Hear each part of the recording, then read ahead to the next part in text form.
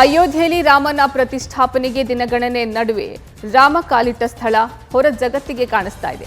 ರಾಮ, ಲಕ್ಷ್ಮಣ, ಸೀತೆ ವನವಾಸದಲ್ಲಿ ಕಾಫಿನಾಡು ಚಿಕ್ಕಮಗಳೂರಿನ ಕಡೂರಿನ ಮಚ್ಚೇರಿಯಲ್ಲಿಯೂ ಬಂದಿದ್ರು ಅನ್ನೋ ನಂಬಿಕೆ ಇದೆ. ಅಂದು ಸೀತಾಮಾತೆಗೆ ಸ್ನಾನಕ್ಕಾಗಿ ರಾಮ ಬಿಟ್ಟಂತಹ ಬಾಣದಿಂದ ಕಲ್ಲು ಬಂಡೆಯಲ್ಲಿ ಕೊಳವೆ ಸೃಷ್ಟಿಯಾಯಿತು. ಅದು ಅಲ್ಲದೆ ಸೀತಾಮಾತೆಯ ಸೀರೆ ಹಾದು ಹೋದ ಬಂಡೆಯಲ್ಲಿ ಕುರುಹು ಇದೆ ಎನ್ನಲಾಗ್ತಾ ಇದೆ. ಇದಕ್ಕೆ ಸಾಕ್ಷಿ ಎಂಬಂತೆ ಚಿಕ್ಕಮಗಳೂರಿನಲ್ಲಿ ರಾಮನ ದೇವಸ್ಥಾನ ಸಹ ಇದೆ.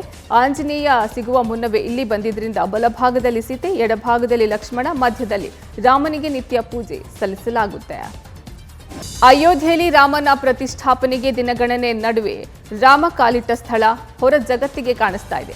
ರಾಮ, ಲಕ್ಷ್ಮಣ, ಸೀತೆ ವನವಾಸದಲ್ಲಿ ಕಾಫಿನಾಡು ಚಿಕ್ಕಮಗಳೂರಿನ ಕಡೂರಿನ ಮಚ್ಚೇರಿಯಲ್ಲಿಯೂ ಬಂದಿದ್ರು ಅನ್ನೋ ನಂಬಿಕೆ ಇದೆ. ಅಂದು ಸೀತಾಮಾತೆಗೆ ಸ್ನಾನಕ್ಕಾಗಿ ರಾಮ ಬಿಟ್ಟಂತಹ ಬಾಣದಿಂದ ಕಲ್ಲು ಬಂಡೆಯಲ್ಲಿ ಕೊಳವೆ ಸೃಷ್ಟಿಯಾಯಿತು. ಅದು ಅಲ್ಲದೆ ಸೀತಾಮಾತೆಯ ಸೀರೆ ಹಾದು ಹೋದ ಬಂಡೆಯಲ್ಲಿ ಕುರುಹು ಇದೆ ಎನ್ನಲಾಗ್ತಾ ಇದೆ. ಇದಕ್ಕೆ ಸಾಕ್ಷಿ ಎಂಬಂತೆ ಚಿಕ್ಕಮಗಳೂರಿನಲ್ಲಿ ರಾಮನ ದೇವಸ್ಥಾನ ಸಹ ಇದೆ. ಆಂಜನೇಯ ಸಿಗುವ ಮುನ್ನವೇ ಇಲ್ಲಿ ಬಂದಿದ್ರಿಂದ ಬಲಭಾಗದಲ್ಲಿ ಸೀತೆ, ಎಡಭಾಗದಲ್ಲಿ ಲಕ್ಷ್ಮಣ, ಮಧ್ಯದಲ್ಲಿ ರಾಮನಿಗೆ ನಿತ್ಯ ಪೂಜೆ ಸಲ್ಲಿಸಲಾಗುತ್ತೆ. ನ್ಯೂಸ್ ಫಸ್ಟ್ ನಿರ್ಭೀತಿಯಿಂದ ನಿಮ್ಮ ಪರವಾಗಿ.